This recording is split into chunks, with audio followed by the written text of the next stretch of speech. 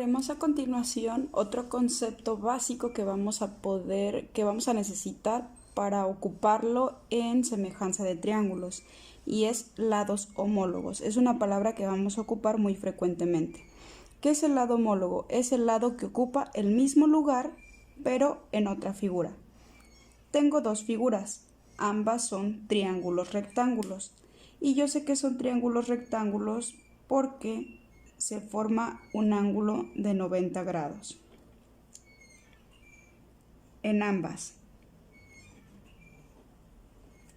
Entonces, veamos, en este triángulo, este lado representa la base y en este otro triángulo también representa la base. Por tanto, vamos a decir que este lado es homólogo a este porque ambas son bases. Es decir, ocupan el mismo lugar pero en diferente figura. Por tanto, el homólogo de este lado, que es la altura en el otro triángulo. Este lado recibe el nombre de hipotenusa. Por tanto, este lado es homólogo con este lado. Veamos. No importa si yo giro mi figura o giro las dos. Esta base es homóloga con esta base. Y los lados homólogos los podemos representar con una rayita para decir que este lado es homólogo con este. La altura de este triángulo es homóloga con la altura de este triángulo y lo voy a representar con dos rayitas para decir que este lado es homólogo con este. La hipotenusa es homóloga con esta hipotenusa y bueno, podemos volver a acomodarlas por cuestiones prácticas y veremos que efectivamente esta base de este triángulo con esta son homólogas. Entonces estos son lados homólogos. La altura del triángulo pequeño es homóloga con la altura del triángulo grande. La hipotenusa del triángulo grande es homóloga con la altura del triángulo pequeño. Ahora veamos unos pequeños conceptos. Pondremos letras a los vértices de los triángulos A, B, C, D, E y F. Diremos, el segmento AB quiere decir el segmento AB lo que mide esta distancia. Mide 4. El segmento BC mide 6. Ahora dividiremos lados homólogos. Vamos a hacerlo con los segmentos. Vamos a tomar la base del triángulo grande con su homólogo. ¿Cómo voy a saber cuál es su homólogo? Bueno, ya los marqué con una rayita.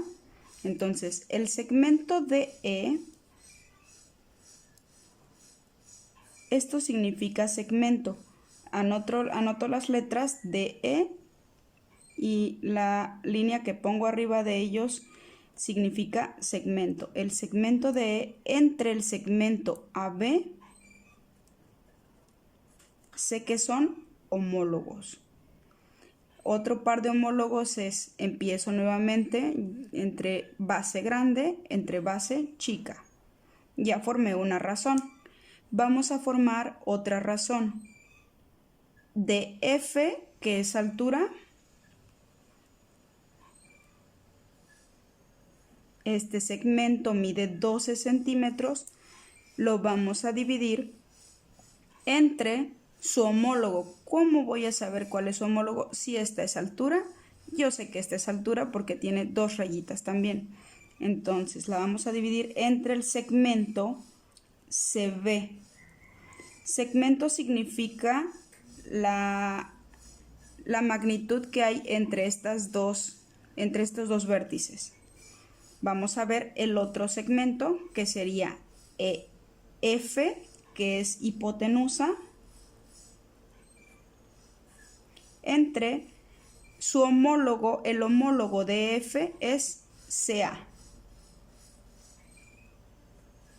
Entonces, esto es para representar razones entre lados homólogos.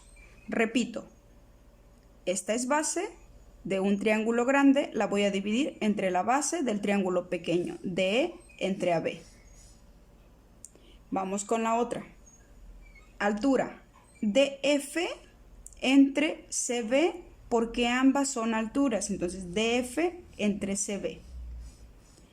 Otra forma de escribir lados homólogos es EF, que es hipotenusa, aquí está, entre CA, solo como recordatorio. Pero además, estos lados homólogos los podemos escribir con las magnitudes. DE, ¿cuánto mide? 8. 8 entre AB, que mide 4. 4 multiplicado por ¿quién me va a dar 8? Es 2. Esta es una razón que indica que esta figura es el doble de la otra. Veamos la siguiente. DF mide 12. ¿Cuánto mide CB? Bueno, vemos que CB mide 6. 12 entre 6 o 6 multiplicado por ¿quién me da 12? Bueno, sabemos que es 2. Significa que este lado es el doble de este.